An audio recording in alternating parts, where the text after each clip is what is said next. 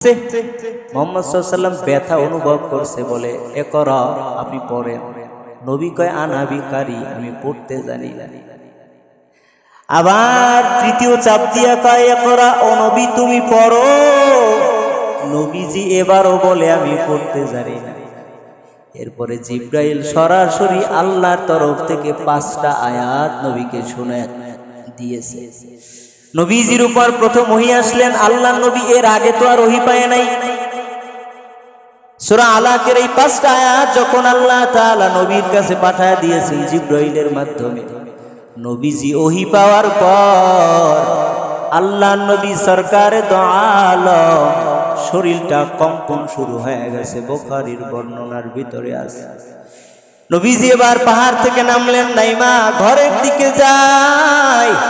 আল্লাহর নবী গিয়া বিবিরে বলতেছেন, ও খাদিজা জাম্মিলুনি জাম্মিলুনি, আমাকে কম্বল দিয়া আবৃত করে নাও, আমাকে কম্বল দ্বারা আবৃত করে নাও। মুহাম্মদ সাল্লাল্লাহু আলাইহি ওয়াসাল্লামের শরীরটা কম্পন, মনে হয় শরীরে জ্বর উঠে গেছে, শরীরটা বড় অস্বস্তিকর অবস্থা হয়ে গেল। এবার মুহাম্মদ সাল্লাল্লাহু আলাইহি ওয়াসাল্লাম খাদিজারে ডাক দিয়া কয়, ও খাদিজা, আমার মনে হয় আমি আর দুনিয়ার জমিনে বাঁচব না, আমার মনে হয় হায়াত শেষ হয়ে আসছে।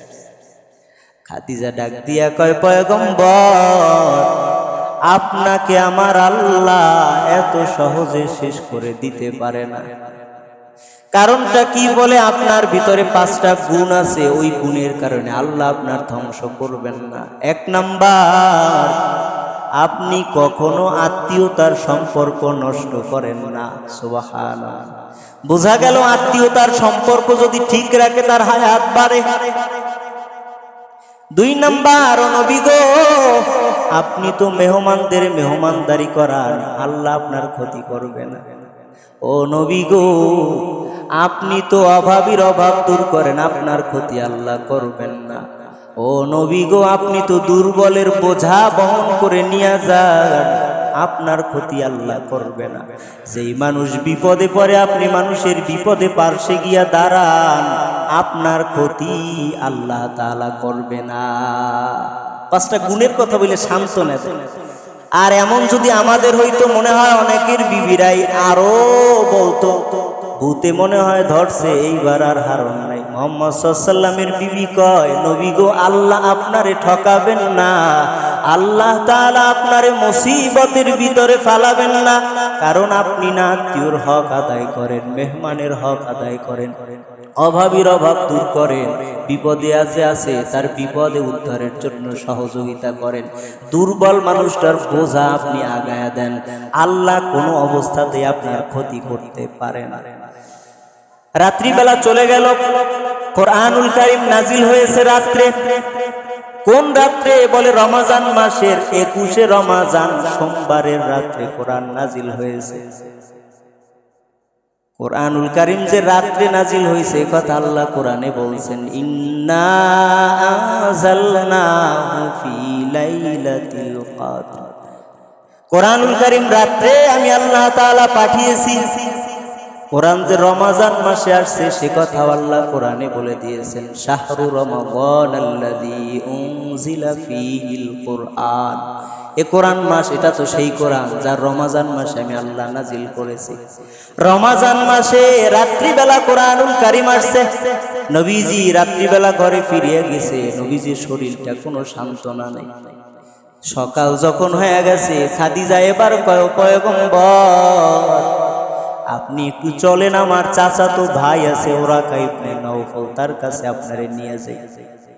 মুহাম্মদ সাল্লাল্লাহু আলাইহি ওয়াসাল্লাম সকালবেলা নিয়ে গেছে, কারণ ওই ওরাকা ওই যুগের সবথেকে বৃদ্ধ মানুষ ছিল, ইনজিলের লেখকও ছিল, তাওরাত লিখতে জানতো, আরবি ভালো পড়তে জানতো, নাসারা ধর্মের মানুষ ছিল তিনি। তার কাছে যখন সকালবেলা নিয়ে গেল, খাদিজা গিয়া কয়, ও আমার চাচাতো ভাই, ও আমার চাচা, আপনি একটু দেখেন আপনার ভাতিজা এমন কেন করে, সারা রাত ঘুমায় নাই।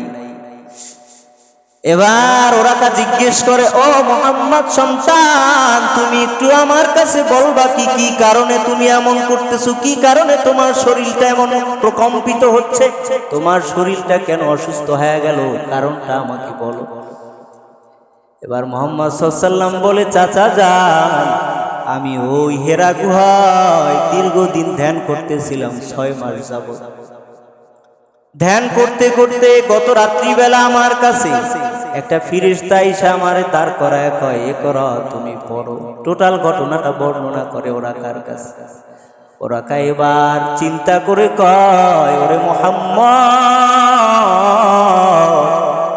এমন একটা সময় তুমি আসলা, তোমার সহযোগিতা আমি করতে পারবো না, কারণ আমি বড় বৃদ্ধ হয়ে গেছে। আমার বৃদ্ধর কারণে, বয়সের কারণে আমি চোখে দেখতে পাই না। আজ আমি বড় অন্ধ।